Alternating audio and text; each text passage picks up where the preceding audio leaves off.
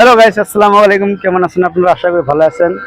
Guys, আজকে আমার দোকানের মাল করতে যাব তিনালি হোলসেলারে, গালামাল হোলসেলারে যাব দোকানে মাল করতে। আপনারা ভিডিওটা দেখে থাকেন, দেখেন আমি কিভাবে মাল করি। আর আজকে বৃষ্টির দিনে রাস্তা অনেক খারাপ হয়ে গেছে, তিনালি বাজার আরো অনেক খারাপ হয়ে গেছে। আপনারা দেখেন আমি হুইল চেয়ার নিয়ে কিভাবে দোকানে মাল করতে যাই।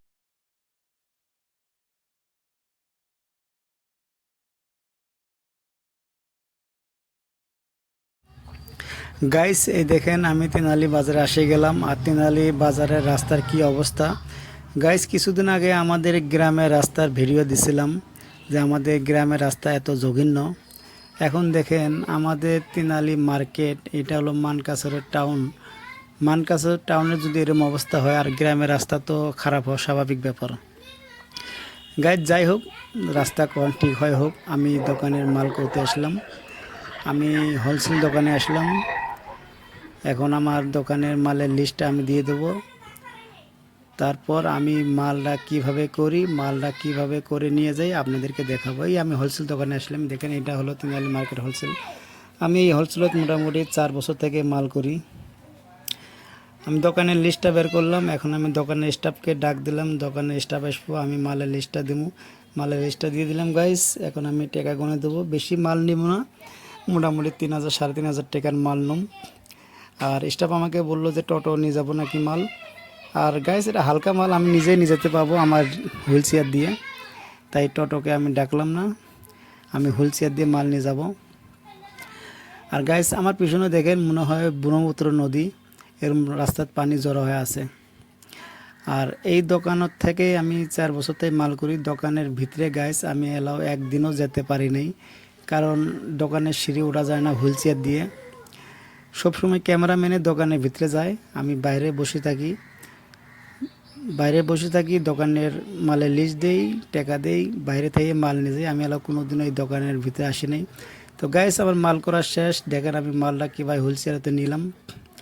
এখন আমি যাব আরও কিছু সবজি বাজার করব। আমি সবজি বাজার করে ডাইরেক্ট আমি দোকানে চলে যাব।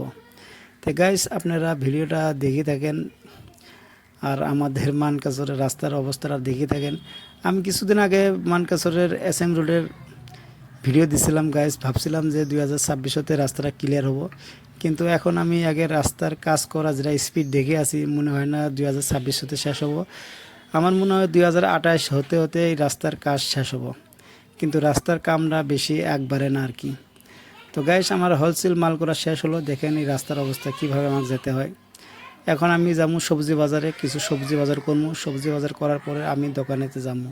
তো গাইস, আপনারা ভিডিওটা ধৈর্য ধরে দেখে আছেন, অনেক অনেক ধন্যবাদ। ভিডিওটা লাস্ট পর্যন্ত দেখেন গাইস, আমি সবজি বাজারে এসে গেলাম। আসার পরে দেখি আমার অনেক দেরি হয়ে গেছে বাজারে আসতে।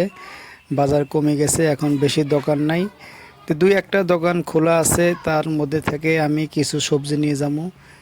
আমি আসতে দেরি করে ফেলাইছি, আমার 11টা পার হয়ে গেল সকাল।